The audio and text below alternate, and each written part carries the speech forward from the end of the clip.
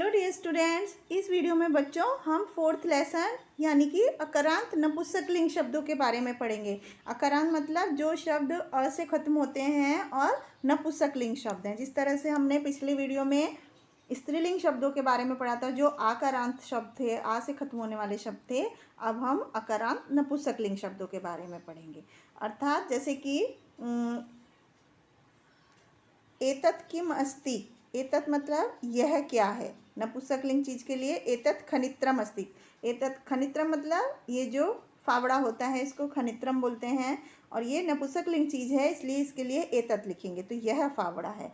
इसी तरह तत् किम अस्ति, तत् मतलब वह क्या है, तत् खनित्रम अस्ति। तो फावड़ा जो नपुंसकलिंग शब्द है खनित्रम, इसके यह के लिए एतत् सर्वनाम शब्द यूज़ करेंगे और वह के लिए तत् सर्वनाम शब्द यूज़ करेंगे। इसी तरह श्रमिका किम चालयति, जो मजदूरनी है वो क्या करती है, क्या चलाती है। श्रमिका खनित्रम चालयति, वो फावड़ा चलाती है। इसी तरह तत् खनित्रम अस्ति। इसी तरह से तत् मतलब वह और एतत् मतलब यह हम यूज़ करते हैं। तत् किम अस्ति, वह विश्राम स्थल है। एतत् किम अस्ति, यह क्या है, यह विश्राम स्थलम अस्ति। एतत् विश्राम स्थलम अस्ति, यह विश्राम स्थल है। तो इस तरह से अकारांत नपुंसकलिंग के लिए हम तत् मतलब वह और एतत् मतलब यह के लिए प्रयोग करते हैं। इसी तरह से इदम मतलब यह क्या है और अधः मतलब वह क्या है। इदम किम अस्ति, इदम फलम अस्ति, यह फल है। अधः किम अस्ति मतलब वह क्या है, वह फल है। इस तरह से हम संस्कृत में इदम और अधः का यूज़ करते हैं नपुंसकलिंग शब्दों के लिए। इदम किम फलम अस्ति, यह कौन सा फल है। इदम या अधः, इदम मतलब यह और अधः मतलब वह। आम्रलम अस्ति, वह आम है। आम्रलम सुस्वादु भवति, आम स्वादिष्ट होता है। इस तरह से अधः मतलब वह और इदम मतलब यह करके हम प्रयोग करते हैं। इदम किम अस्ति मतलब यह क्या है, अधः किम अस्ति मतलब वह क्या है।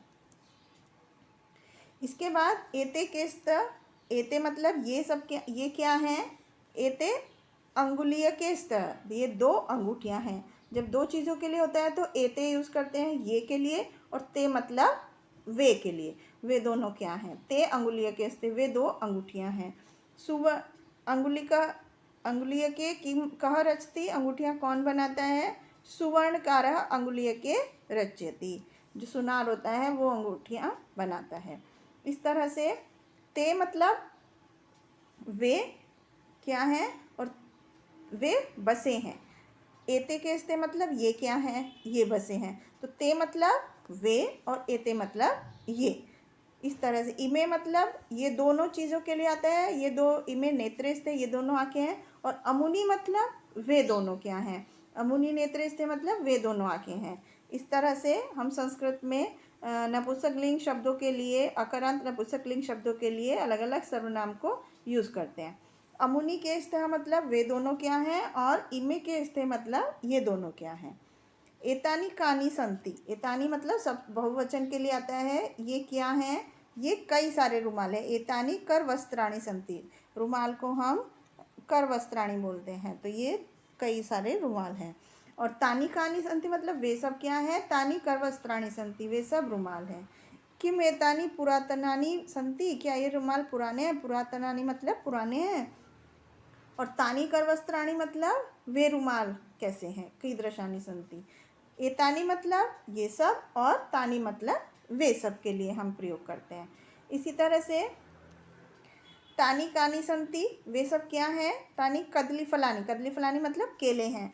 और एतानी मतलब ये क्या हैं। एतानी कानी संति, ये सब क्या हैं। एतानी कदली फलानी संति, ये सब केले हैं।